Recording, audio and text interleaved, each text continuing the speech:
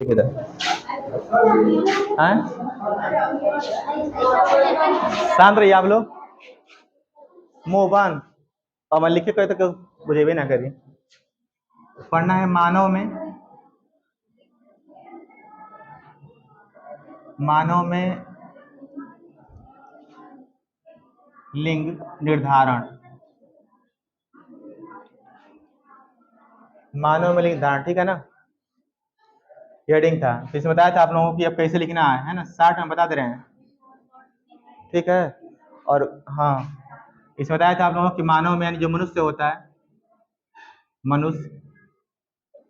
मनुष्यों में गुणसूत्रों की संख्या 46 होती है, ठीक। मनुष्यों में गुणसूत्रों की संख्या 46 होती है, जिसमें से 22 जोड़ी जो गुणसूत्र होते हैं, 22 जोड़ी गुणसूत्र चाहे स्त्री हो या पुरुष, दोनों में समान होते हैं, है ना। दोनों में क्या रहेंगे, समान रहेंगे, ठीक। तो आपको ऐसे लिखना है कि मनुष्यों में गुणसूत्रों की संख्या 46 होती है, ठीक है, जिसमें से 22 जोड़ी गुणसूत्र स्त्री और पुरुष दोनों में समान होते हैं। अब बात करते 23वीं जोड़ी।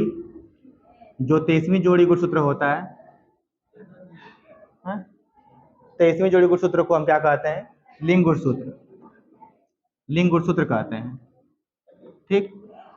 और इसे स्त्रियों में एक्स एक्स द्वारा तथा पुरुषों में इसे एक्स वाई द्वारा प्रदर्शित किया जाता है, ठीक है ना, प्रदर्शित किया जाता है। अतः स्त्रियां समयुग्मजी होती हैं तथा पुरुष विषम युग्मजी, क्योंकि दो ठो युग्मक बन रहा है, ठीक है ना। तो अब देखिए, अब मिलाइएगा आप लोग। हम बताया था आप लोगों को ऐसे लिखना है। लिखना कैसे है पेपर में, पेपर कैसे लिखना है, अब मिला लिया हम, देख लिए तो पढ़ वाले, ठीक ना। मनुष्यों में गुणसूत्रों की संख्या 46 होती है, जिसमें से 22 जोड़ी गुणसूत्र स्त्री और पुरुष दोनों में समान होते हैं। 23वीं जोड़ी गुणसूत्र को लिंग गुणसूत्र कहते हैं। स्त्रियों में इसे एक्स एक्स द्वारा तथा पुरुषों में इसे एक्स एक्स वाई द्वारा प्रदर्शित किया जाता है।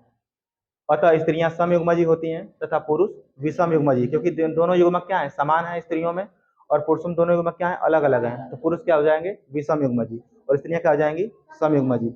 अब कैसे इसको हम डिफाइन करेंगे, अभी आगे बात, अभी आगे है ना। इसको पूछता है कि मानव में लिंग निर्धारण की प्रक्रिया को आरेख द्वारा समझाइए। तो अब आरेख बनाएंगे, तो यहाँ पर हम लेंगे स्त्री, क्या हम स्त्री लेंगे, और यहाँ पर पुरुष, ठीक। अब जानते हैं कि स्त्रियों में बनता है अंडाणु, ठीक, ये क्या हो गया, मादा युग्मक, ठीक। और पुरुषों में क्या बनता है, शुक्राणु, शुक्राणु ये क्या हो गया, नर युग्मक। अंडाणु हो गया मादा युग्मक, और शुक्राणु क्या हो गया, नर युग्मक। इसको दिखाएंगे सभी, देखें कि स्त्रियों में जो लिंग गुणसूत्र होता है कैसा होता है, एक्स एक्स दर्शाते हैं, तो यहाँ पर रहेगा एक्स एक्स, और पुरुष में क्या रहेगा, एक्स वाई, ठीक। अब यहाँ से हम क्या कराना है, क्रॉस कराना है। जब क्रॉस कराएंगे यहाँ से, तो यहाँ से एक्स लेंगे और यहाँ से भी क्या लेंगे, एक्स। तो यहाँ से मिलेगा एक्स, इधर से भी आ रहा है, इधर से भी क्या आ रहा है, एक्स। फिर यहाँ से एक्स लेंगे हम, और यहाँ से क्या लेकर आएंगे, वाई, ठीक। तो यहाँ से मिलेगा एक्स और यहाँ से क्या मिलेगा, वाई, ठीक। और चलते हैं इधर, इधर दोनों पूरा हो गया। अब इधर चलते हैं, इधर एक्स लेंगे हम लोग, ठीक, ये एक्स रहेगा, और यहाँ से आएगा एक्स। तो क्या हो जाएगा, इधर से भी एक्स आ रहा है, इधर से भी क्या आ रहा है, एक्स, एक्स हो जाएगा। अब यहाँ से हम लेंगे, ये यहाँ से एक्स आएगा और यहाँ से क्या जाएगा, वाई, तो हो जाएगा एक्स, आ जाएगा वाई, ठीक है ना, ऐसे। तो जो एक्स सवाल रहेगा, एक्स एक्स वो क्या होंगी, गर्ल, ठीक। और जो एक्स वाई होंगी वो सभी क्या आएंगे, एक्स वाई क्या रहेंगे, बॉय, ठीक है ना। तो अगर एक्स एक्स है गुणसूत्र है, संतानें जो प्राप्त हो रही हैं, संतानों में अगर एक्स एक्स गुणसूत्र है तो गर्ल होंगी, और अगर एक्स वाई है तो वो बॉय होंगे, ठीक है ना। इस प्रकार होता है। तो फिर से कैसे डिसाइड करेंगे, मनुष्यों में गुणसूत्रों की संख्या 46 होती है, जिसमें से 22 जोड़ी गुणसूत्र स्त्री और पुरुष दोनों में समान होते हैं। 23वीं जोड़ी गुणसूत्र को लिंग गुणसूत्र कहा जाता है। इसे स्त्रियों में एक्स एक्स द्वारा तथा पुरुषों में एक्स वाई द्वारा प्रदर्शित किया जाता है ना। अब स्त्रियां देखिए, यहाँ पर दोनों समान है युग्मक, यहाँ पर दोनों अलग अलग हैं। तो स्त्रियां सम युग्मजी तथा पुरुष विषम युग्मजी होते हैं, ठीक है ना। इतना लिखने के बाद और फिर यहाँ चलेंगे हम लोग, है ना। स्त्री में जो बनता है मादा युग्मक अंडाणु, पुरुषों में शुक्राणु, गुणसूत्र क्या रहेगा, एक्स वाई, और यहाँ पर एक्स एक्स। जब क्रॉस कराएंगे, है ना, तो क्रॉस कराना सिंपल है, देखने में बस कठिन लग रहा है, जैसे हम कराएं वैसे करा सकते हैं आप लोग। और ध्यान के देना आप लोगों को एगो एक्स एक्स रहेगा तो एगो क्या रहेगा एक्स वाई। आप क्रम से लिख सकते हैं, इस तरह से क्रम से भी लिख सकते हैं। अगर वहां चाहेंगे नहीं बन पा रहा है तो बिल्कुल आसान तरीके से बन सकता है क्रम। यहाँ से हम क्या लेंगे, एक्स एक्स लेंगे वैसे ही लिखने के बाद अब सब ना, फिर यहाँ पर एक्स वाई लेंगे और बस यहाँ पे क्या करिए, एक्स एक्स कर लीजिए और एक्स वाई कर लीजिए। इधर भी क्या कर लीजिए, एक्स एक्स और यहाँ पर एक्स वाई कर लीजिए, क्योंकि बराबर आएगा तो यहाँ से एक्स यहाँ रहा है तो एक्स इधर कर लीजिएगा, यहाँ से क्या कर लीजिएगा एक्स कर लीजिएगा, एक्स एक्स मिल जाएगा। अब यहाँ एक्स और वाई चाहिए तो यहाँ से एक्स लेकर आ चलिएगा, यहाँ से वाई ले चलिएगा, एक्स वाई बन जाएगा। फिर यहाँ पे दोनों एक्स एक्स है तो एक का एक्स ले चलिएगा, इसका भी एक्स ले चलिएगा। अब यहाँ पे एक्स वाई है तो इसमें का एक्स ले चले आइएगा तो इसमें का वाई ले चलिएगा। तो बनाना कठिन नहीं है, सीधा लिखेंगे सही आ जाएगा, ठीक है ना, ऐसे बनेगा। इस तरह से होगा लिंग धारण मनुष्य में।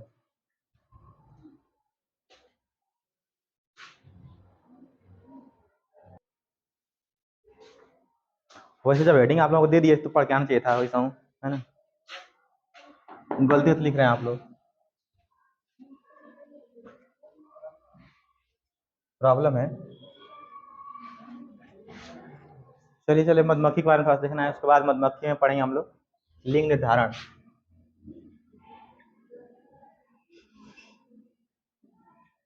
मधुमक्खी के बारे में, ठीक है ना। तो जो मधुमक्खी का छत्ता होता है, जो कोष्ठक होते हैं, उससे पहले थोड़ा सा चर्चा करें मधुमक्खी के बारे में, उसके बाद हम पढ़ेंगे उसमें लिंग धारण। जो मधुमक्खी होती है इसमें कुल मिलाकर के कई प्रकार की मक्खियां पाई जाती हैं। सबसे पहले रानी मक्खी होती है। रानी मक्खी राजा का जो उतना पड़ेला है, खतरनाक होती है रानी, रानी मक्खी होती है। उसके बाद नर होते हैं, यानी को हम बोलते हैं ड्रोन। और तीसरे होते हैं श्रम। जो श्रम मक्खियां होती हैं वो कई भागों में बांटा गया है। एक होती है उपचारिका मक्खी, है ना, और एक होती है आया मक्खी। सैनिक होती हैं और एक होती हैं भोजन संग्रह, भोजन खोज एवं संग्रह मक्खियां, है ना, भोजन खोज संग्रह मक्खियां। तो जो रानी मक्खी होती है ये लगभग 5 वर्ष जीवित रहती है ना। रानी मक्खी जो होती है सबसे अ, अधिक विकसित इसका डंक होता है। तो रानी मक्खी लगभग 5 वर्ष जीवित रहती है और इसके पास जो डंक होते हैं छोटा रहेगा, यानी कि कम विकसित रहेगा। डंक बहुत कम विकसित रहेगा इनके पास, लेकिन बहुत क्रियाशील रहेगा। इसको दशा देंगे तो समझ जाएगा, है ना, फुला उला देंगे सब तेरका ले। और रानी मक्खी जो होती है लगभग एक दिन में, चाहे एक बार में 1500 से 2000 तक अंडे देती है। हाँ, एक बार में, ठीक है ना। रानी मक्खी लगभग एक बार में 1500 से 2000 अंडे देती है, ठीक है ना। और जो सबसे बढ़िया प्रकृति का, जो सबसे बढ़िया किस्म का जो शहद होता है उसका सेवन करती है, इसको हम बोलते हैं शाही जेली। तो जो रानी मक्खी होती है शाही जेली खाती है ना। उसके लिए पूरा जो बढ़िया सबसे बढ़िया पुष्प होगा और उसमें से सबसे शुद्ध और बढ़िया प्रकार का जो शहद होगा उसको रखा जाता है रानी मक्खी के लिए, है ना। बाकी सब मक्खियां अलग खाएंगी, रानी मक्खी का चेम्बर अलगे रहेगा, बेचारी अलगे पूरा बढ़िया से महल बना रहेगा, उसी में रहेगी रानी मक्खी, है। अब देखिए अब यहाँ कहानी शुरू हो रही है तो ना। तो ये 5 वर्ष तक जीवित रहेगी। इसका डंक जो होगा बहुत कम विकसित रहेगा लेकिन क्रियाशील रहेगा, है ना, प्रभाव अधिक प्रभावित करेगा। और ये रानी मक्खी एक बार में लगभग 1500 से 2000 अंडे देती है। और ये शाही जेली का पोषण करती है, शाही जेली खाती है, इसका भोजन शाही जेली होता है, ठीक है ना। जब ये अंडे देगी तो उस अंडे में से केवल एक अंडे जो होंगे, एक अंडे को बचा लेगी, बाकी जितने अंडे रहेंगे सब पर फेरोमोन छोड़ देती है, जिसकी वजह से सभी जितने भी अंडे रहेंगे जब उनसे बच्चे निकलेंगे सभी बांझ जाएंगे, बंद हो जाएंगे, यानी उनमें संतान उत्पन्न करने की क्षमता खत्म हो जाएगी। यानी कि रानी मक्खी डिसाइड करेगी कौन अगली रानी बनेगी सत्य की, है ना। रानी मक्खी डिसाइड करती है कि रानी कौन बनेगी, और वो भी रानी मक्खी की जो बेटी होगी वही बनेगी। उस बेटियों में से 2000 बेटियां मान लीजिए हैं, 2000 में से खाली एक आध गो एगो को रोक लेगी, ठीक है ना, बस एक बचा लेगी, बाकी सबको क्या कर लेगी, फिर मोन छोड़ेगी, सही बांध जाएंगी, है ना, सब बांध जाएंगी, संतान उत्पन्न कर ही नहीं पाएंगी। राजा के बारे में थे बारी घबरा मत, ठीक है ना। तो ये काम करती है, तो सोचे कितना खतरनाक है।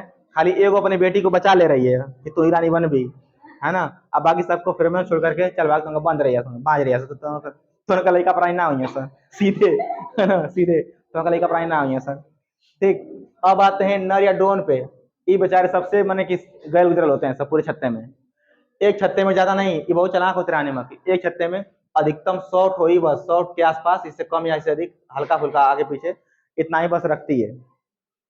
अठौरी के पास कमी होती है। इनके पास न तो मोम ग्रंथियां होती हैं और न ही लार ग्रंथियां होती हैं, दोनों नहीं होती हैं। न तो ये मोम इकट्ठा कर सकते हैं, मतलब छत्ता भी नहीं बना सकते अपने से, ये नहीं कोई अलग कर दे छत्ता पे से बना पाए तो मुश्किल है। तो मोम ग्रंथियां जो होती हैं, मोम ग्रंथियां सबके पास होती हैं, जितने भी श्रमिक होते हैं सबके पास मोम ग्रंथियां होती हैं, ताकि जा करके मोम को इकट्ठा करें और छत्ते बनाए उससे, है ना। और जो लार ग्रंथियां होती हैं, लार ग्रंथियों के द्वारा क्या करती हैं, स्वाद इकट्ठा करती हैं, है ना। और उसमें जो लार, स्वाद में जो लार मिक्स हो जाती है, लार मिक्स होने के कारण इनका स्वाद बदल जाता है, चेंज हो जाता है। जो हम लोग स्वाद यूज करते हैं तो उसमें लार जो आई रहती है सब, जो हम लोग स्वाद खाते हैं ना, वैसा नहीं कि पूरा उसके अनमुख में टोकरी में बना रहता है, पूरा चूसेंगे सब, उसमें स्वाद को इकट्ठा कर लेंगे सब, फिर आकर उगलेंगे सब, फिर छत्ते में आकर के ले आकर के उसको उगलेंगी सब। छी छी ना, छी छी, वही के दौड़त रहा लो। तो अब देखिए, जो जो नर होते हैं, नर जो होते हैं, इनका यही काम होता है, बस क्या करना, निषेचन कराना। बस निषेचन कराने का काम होता है नर का, और कुछ नहीं का काम होता है। जब तक निषेचन नहीं हुआ रहेगा, निषेचन कराने में क्या करती है, इनको आदेश, पूरे छत्ते में आदेश दी रहती है ना। जब तक निषेचन नहीं हुआ रहा तब तक इनको पूरा बढ़िया से खाना पीना खिलाएगी, है ना, पूरा पूरा सेवा सत्कार होगा। इनके पास तो मोम ग्रंथि नहीं होती है, नला ग्रंथि होती है, अपने से भोजन कर ही नहीं पाएंगे, अपने से भोजन इकट्ठा भी नहीं कर पाएंगे, है ना। तो ये बेचारे बस समझे कि एक तरह से डिपेंड रहते हैं छत्ते वाली मक्खियों पर। अब जैसे निश्चन हो जाएगा तो लात मार के भगा देगी बाहर, चला भागा रानी मक्खी, है ना। जब निषेचन हो जाएगा तो निषेचन के बाद रानी मक्खी नर वालों को भगा कर बाहर चला भागा से, यहाँ से तुरंत काम खत्म होगा, और वो बेचारे भूखे प्यासे तड़प के मर जाएंगे, है ना। अब बात है श्रम की, तो श्रम कौन मक्खियां होती हैं, तो बताया अभी कि जो अंडे देगी 2000, उसमें से एगो बचा लेगी, एगो के वहां जितने बचे सभी क्या रहेंगे, श्रम हो जाते हैं। ये जो श्रम होते हैं ये बंद या मादाएं होती हैं, श्रम जो होते हैं ये बंद या मादाएं होती हैं, है ना। हमारा तो होती हैं लेकिन बंद होती हैं। इनके पास संतान उत्पन्न करने की क्षमता खत्म हो गई रहती है, और साथ ही इनके पास मोम ग्रंथियां बढ़िया से रहेंगी, और इनके पास स्वाद ग्रंथियां भी रहेंगी, है ना, लार ग्रंथियां पाई जाएंगी इनके पास, यानी मोम भी इकट्ठा करेंगे जा करके और स्वाद भी इकट्ठा करेंगी। इसमें बांटा गया है कई भागों में ना, ठीक है। औपचारिका मक्खी, आया मक्खी, सैनिक और भोजन संग्रह मक्खियां, जो हाई वाली पहली मक्खी है, ये पूरे छत्ते की सफाई करती है। काम होता है कि जितने कोष्ठक है छत्ते में सबकी सफाई करना, पूरा बढ़िया से सफाई करेगी, दाई है समझिए, है ना। हाँ, तो पूरे छत्ते की सफाई करेगी आई, है ना, पूरा जितना छत्ता सब कोष्ठक सफाई करेंगी सब। जो आया मक्खी होती है, ये जो संतानें इसकी रहती हैं रानी मक्खी की, सब संतानों को पोषण देना, है ना, भोजन देना इनका काम होता है। पूरा पूरा बढ़िया से पालन पोषण करती हैं सब, बढ़िया जो चाहिए इनको, इनके बच्चों को सब लिया कर देंगे, सब बीमार पड़ेंगे दवाई ले आएंगे सब, है ना। आया मक्खी, हाँ, एकदम भोजन बढ़िया बना दिया जाएगा। जो आदेश दिया है, इसका आदेश रहता है कि जितने हमारे बच्चे रहेंगे सबको शाही जेली का पोषण देना चाहिए, तो पूरा बढ़िया वाला इकट्ठा करके कराएंगे सब, अकुल बच्चों को खिलाएंगे सब, है ना। तो जो आया मक्खी होती है ये बच्चों की देखभाल करती है, मधुमक्खी जो रानी मक्खी के बच्चे होते हैं उनकी देखभाल करती है पूरा बढ़िया से, ठीक है ना, उसको भोजन देती है। और जो सैनिक मक्खियां होती हैं, इनका काम होता है कि जो दूसरे मधुमक्खी छत्ते से आई है उसको रोकना, छत्ते में प्रवेश करने से रोकना, है ना। ये अगोरती है, सैनिक के बल्लम में खड़ी रहेंगे सब किनारे पर, छत्ते के बाहर बल्लम में घूमिया से नचिया गई सन, और दूसरे कोनो मधुमक्खी आई कि नहीं तो उसको तुमसे डांट डांट उड़ा देंगे सब, उसको बेचारे काम खत्म। इस सैनिक होते हैं, हाई जो होती हैं ये खतरनाक होती हैं बेचारी, इनका कई काम होता है, निकल के छत्ता तक से पहले के भोजन हुए, है ना। और कम से कम लगभग 5 से 6 चक्कर मारती हैं सब भोजन के लिए एक दिन में, और लगभग 100 चक्कर के आसपास मारती हैं सब जल के लिए। ये इनका वही काम होता है, हाँ, पानी के लिए, है ना। इनका वही काम होता है, पानी की तलाश करना, भोजन की तलाश करना, और लेकर के इकट्ठा करके लेकर आना, संग्रह करना, है ना। अब इनके पास एक और तरीका होता है, इसमें कैसे पता करती हैं, तो इनके पास सूचना प्रणाली होती है ना, सूचना प्रणाली होती है। इसकी खोज किया था अर्नेस्ट स्पाइटजनर ने ना, अर्नेस्ट स्पाइटजनर, स्पाइटजनर, है ना, ये वैज्ञानिक का नाम है अर्नेस्ट स्पाइटजनर। इन्होंने क्या किया था कि मधुमक्खियों में जो सूचना होती है कैसे एक दूसरे से बात करती हैं, उसको इसकी खोज किया था। तो उन्होंने देखा कि जब जो मक्खियां हैं, जब मक्खी निकलती हैं सब भोजन की तलाश में, और भोजन जो होता है चाहे पानी जो होता है 70 मीटर से कम दूरी पर होता है, तो गोल नृत्य करती हैं, जिसको है ना गोल नृत्य करती हैं, गोल गोल नाचेंगी सब, है ना ऐसे ऐसा नाचेंगे, गोल गोल नाचेंगे सब, है ना। तो एगो मधुमक्खी पहले निकलेगी, एक दो तीन को निकलेगी, चारों ओर फैल जाएंगे सब। अब फैलने के बाद और जब भोजन खोज कर आएंगी सब, तो छत्ते के बाहर क्या करेंगे, गोल गोल नाचेंगी। जब गोल गोल नाचेंगी तो समझ जाएंगे सारी मक्खियां कि भोजन नदी का में यहाँ चला सा लेके टोकरी ओकरी, है ना। तो पूरा लेके बोरा बदना को लेके निकलते हैं सब, भोजन इकट्ठा करते हैं सब। और जब भोजन खूब दूरी पर आएगा 70 मीटर से, तब दुम दोलनी नृत्य करेंगे सब। दुम दोलनी, दुम दोलनी नृत्य करेंगे सब, तभी डांस करेंगे सब, है ना। यानी कि कुछ ऊपर जाएंगी फिर नीचे आएंगी, फिर ऊपर फिर नीचे, फिर ऊपर फिर नीचे, फिर ऊपर फिर नीचे, ऐसे आती रहेंगी, है ना। दुम दोलनी नृत्य करेंगे सब। तो जो मक्खियां रहेंगी छत्ते में जानती रहेंगी पहले से कि जब खोजे निकलेंगे सब ना, तो जानती रहेंगी 4-5 ऐसा ही कि देखा जा कहाँ से आओ तो कैसे आओ, है ना। तो जब आगे सब डांस करेगी छत्ते के बाद ऐसे ऐसे, ऐसे कौन डांस हो रहा है, अगर हाई डांस करेगी सब तो जान कि भोजन बहुत दूरी पर है, तो पूरा व्यवस्था साथ निकला सर चला सा निकल जाओ, तो पूरा व्यवस्था निकलते हैं सब। तो ये पूरी प्रक्रिया होती है, ठीक है ना। अब इसी हमको पढ़ना है कि इनमें कैसे नर उत्पन्न होते हैं, कैसे मादाएं उत्पन्न होती हैं, यानी मनुष्य हमको पढ़ना है कि मधुमक्खियों में लिंग का निर्धारण कैसे होता है, ठीक है ना। मिटाए नहीं सब, कोई मतलब नहीं है, अगर होगा तो ये सभी मक्खियां होती हैं हैं? हाँ, तो मिटा दे रहे हैं।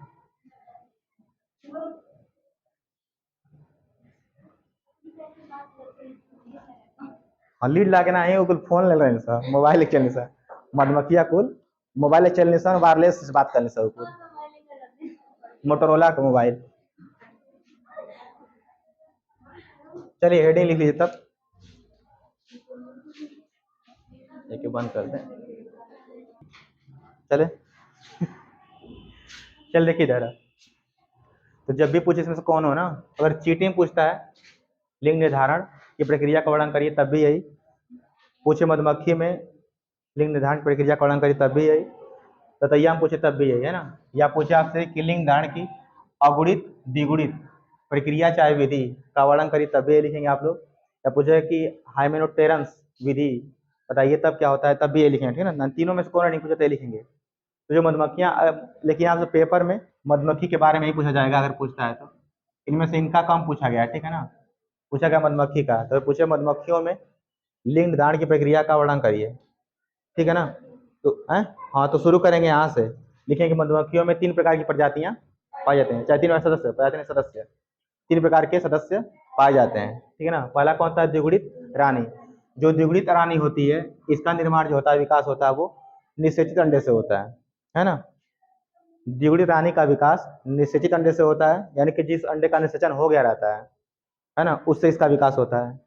और केवल रानी मक्खी ऐसी होती है मधुमक्खी जिनमें जन की क्षमता पाई जाती है, यानी केवल रानी मक्खी जन कर सकती है, बाकी उस पूरे छत्ते में जितनी मक्खियां रहेंगी कोई जन नहीं कर सकती, है ना। संतान उत्पन्न करने की क्षमता केवल किसके पास रहती है, रानी मक्खी के पास रहती है। दूसरा सदस्य कौन सा होता है, द्विगुणित श्रमिक होते हैं, यानी वर्कर होती हैं। जो द्विगुणित श्रमिक होते हैं ये अर्धविकसित मादाएं होती हैं, है ना। माने कि मादा तो होती है लेकिन इनका विकास पूरा पूरा मादा के रूप में नहीं हुआ रहता है, तो ये अर्धविकसित मादाएं होती हैं, और इनका विकास भी निषेचित अंडे से होता है ना। लेकिन इनमें जन विकसित नहीं होते हैं, यानी कि जन करने की क्षमता इनके पास नहीं पाई जाती, ठीक। और थर्ड जो है अगुणित नर या ड्रोन, इनका निर्माण जो होता है अनिषेचित, यानी कि जिस अंडे का निषेचन नहीं हुआ रहता है उससे होता है, ठीक है। और नर जो होते हैं, जो ड्रोन होते हैं, इनके पास शुक्राणु निर्माण की प्रक्रिया, यानी कि पास क्षमता होती है शुक्राणु बनाने की। अब चलते हैं देखते हैं कैसे बनेगा। तो यहाँ पर हम लेते हैं नर, एग्जाम्पल एकदम अनिवार्य रहेगा, हाई पूरा जितना लिखे वो छोड़ दीजिए भले, लेकिन हाई यहाँ से लिखना एकदम जरूरी रहेगा। हम नर मक्खी लेंगे, अब मक्खी में मधुमक्खी की हम बात कर रहे हैं, ठीक है ना। आप नर मधुमक्खी लेंगे और यहाँ लेंगे मादा मधुमक्खी, लिख देते कौन सा जूता बोलो ना, मधुमक्खी, नर मधुमक्खी और मादा मधुमक्खी, ठीक, भूल जाएगा।